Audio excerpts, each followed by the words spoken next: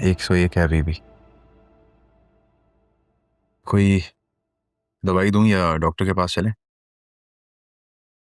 इस हालत में बुखार की दवाई नहीं खाते, बच्चे की सेहत पर बुरा असर होता है। असफा, आप ही अम्मा से बात करवा दे। मैंने उस दिन उनसे बहुत बदतमीजी किया, जो बहुत बुरा लग रहा है। जोया, भूल जाओ अभी उनको, वो नहीं आएंगे। क्यों क्यों नहीं आएंगे? आप मेरी अम्मा से बात करवाएं, मैं उनसे माफी मांगूंगी। मुझे पता है, मुझे यकीन है मुझे माफ कर देंगी और सब बिल्कुल ठीक हो जाएगा। जोया, मैंने उनको बता दिया था तुम्हारी तबीयत के बारे में, उन्होंने आने से इनकार कर दिया। मेरी अम्मा ऐसी नहीं है, वो मुझे नहीं छोड़ सकती। मैं क्यों झूठ बोलूंगा? तुम्हें यकीन नहीं आ रहा ना मेरी बात पे? चलो, मैंने उनको मैसेज किया था, उनका रिप्लाई सुनवा देता हूँ। ये सब ड्रामे किसी और के साथ करना, मुझे मालूम है। वो ये सब अपना हिस्सा लेने के लिए कर रही है।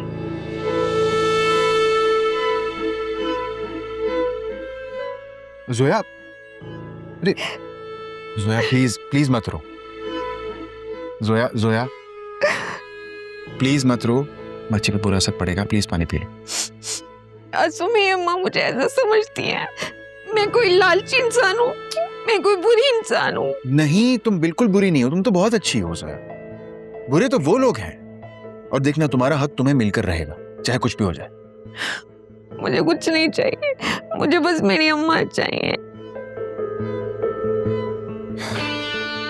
जोया, तुमसे कह चुका हूं ना, भूल जाओ उन सब के बारे में। हम दोनों हैं ना एक दूसरे के पास, हमें और क्या चाहिए? पता नहीं मेरे घर वाले ऐसा क्यों कर रहे। मैंने तो कभी किसी का बुरा भी नहीं चाहा। सोया, मैं कह रहा हूं ना, भूल जाओ उन सब के बारे में। तुम सिर्फ अपने बारे में, हमारे बच्चे के बारे में सोचो। जो तुम्हारा है वो तुम्हारा हक है, वो तुम्हें मिलकर रहेगा, कोई नहीं छीन सकता। बल्कि तुम्हें तो खुश होना चाहिए, इतना प्यार करने वाला शौहर मिला है। तुम रो रही हो। असफा, आप बहुत अच्छे हैं, बहुत अच्छे। तुम भी बहुत अच्छी हो, लेकिन बस अब तुम वही करोगी जो मैं कहूंगा। अगर इन्होंने तुम्हारा हक तुम्हें नहीं दिया ना, तो हम कानूनी रास्ता इख्तियार करेंगे। कानून? हाँ, तुम्हारा हक है भाई, इसमें क्या हर्ज है?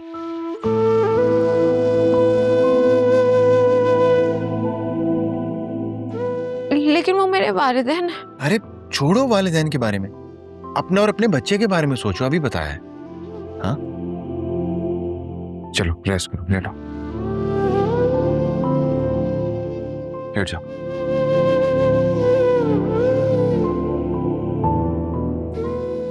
थोड़ी देर आराम कर लो तुम। मैं तुम्हारे लिए ना बाजार से सूप लेके आता हूँ, ठीक है? आराम करना।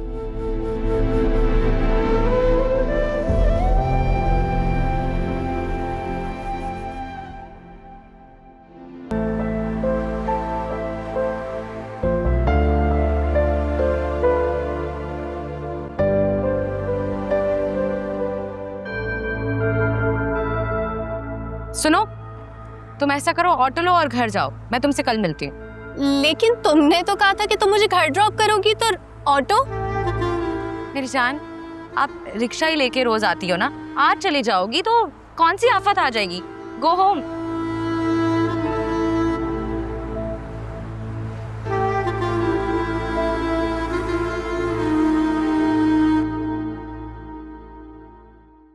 It's such a decent colour. I think आपको यही कलर लेना चाहिए। जी, don't worry, I am not a sales person here, और मैं आपको ये शर्ट तो बिल्कुल भी सेल करने की कोशिश नहीं कर रही हूँ। Thank you. I think I know you. क्या हम पहले मिल चुके हैं? नो, हम कभी भी नहीं मिले। एक्चुअली मेरी शक्ल इतनी आम सी है कि हर कोई कहता है कि मैंने आपको कहीं देखा है। नो वे, आप बहुत प्रिटी हो माशाल्लाह। काश मैं जिसको चाहती हूँ कि प्रिटी लगूं, उसको भी मैं प्रिटी लगती होती।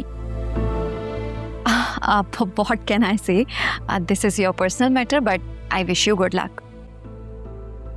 एक्सक्यूज मी, आप क्या प्लीज मेरी शर्ट सिलेक्ट करने में हेल्प कर सकती हैं? Actually I am really bad in selections. Could you please help me out? Actually मैं लेट हो रही हूँ, आप यहाँ किसी से हेल्प ले लीजिए ना। एक्चुअली मेरे हस्बैंड वो मेरे से कभी खुश होते ही नहीं हैं और शायद इसी बहाने उनकी नाराजगी मुझसे दूर हो जाए। आप फीमेल है ना, तो कलर पैलेट्स और इस सब चीज़ों में हम लोग ज़्यादा बेहतर होते हैं, तो आपकी help would be better. Okay, बताइए मैं आपकी क्या हेल्प कर सकती हूँ? बस एक दो शर्ट सिलेक्ट करनी है। I am trying to decide the colour palette but I am a little confused. अच्छा, मुझे ये बताइए कि उन्हें कलर कौन सा पसंद है और उनका कॉलर साइज क्या है? He is tall 6 feet, slim and collar size is 15.5. ये तो बिल्कुल मेरे हस्बैंड वाली फिजिक लगती है मुझे। जी, तो फिर आप ऐसा करें, अपने हस्बैंड की शर्ट समझ के ही सिलेक्ट कर लें। ओके।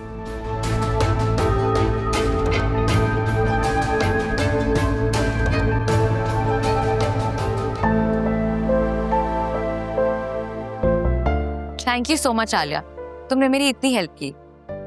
तुम्हें मेरा नाम कैसे मालूम? तुम्हारे क्रेडिट कार्ड पे लिखा था ना। ओह, वेरी स्मार्ट। आई विश मेरे हस्बैंड को ये शर्ट्स पसंद आ जाएं। जरूर आएंगी। अच्छा, अब मैं चलती हूँ। अरे नहीं, इतनी जल्दी? तुमने मेरी इतनी हेल्प की है, लेट्स हैव कॉफी टुगेदर। वो एक्चुअली मैं सच में बहुत लेट हो रही हूँ, अब फिर कभी। अच्छा चलो ठीक है, मुझे अपना नंबर तो दे दो। Okay okay, thank you, take care, bye bye bye.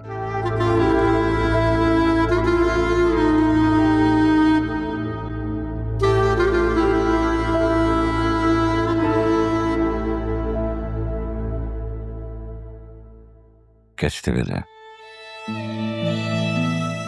जिंदा। वैसे हद होती है। आलिया तुम्हारी तबीयत का सुनकर दौड़ी चली आई। मैंने रात को उसको जबरदस्ती भेजा है।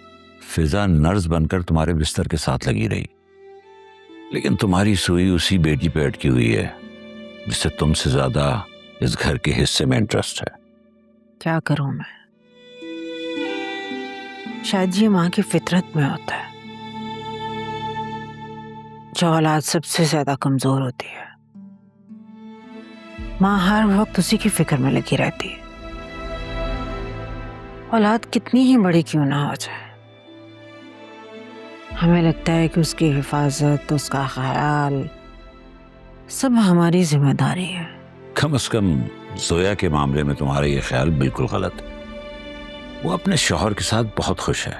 बेचारी कितने ईमान से आई थी आपके पास कि हम उसे फ्लैट दिलवा देंगे, लेकिन आपने क्या किया? खाली हाथ भेज दिया उसे। आप अपनी कोई भी चीज बेच दें, अपने शेयर्स बेच दें, उसको कम से कम फ्लैट दिला दें, लेकिन नहीं, आपने तो कसम खा रखी है। कोई कसम वसम नहीं खा रखी।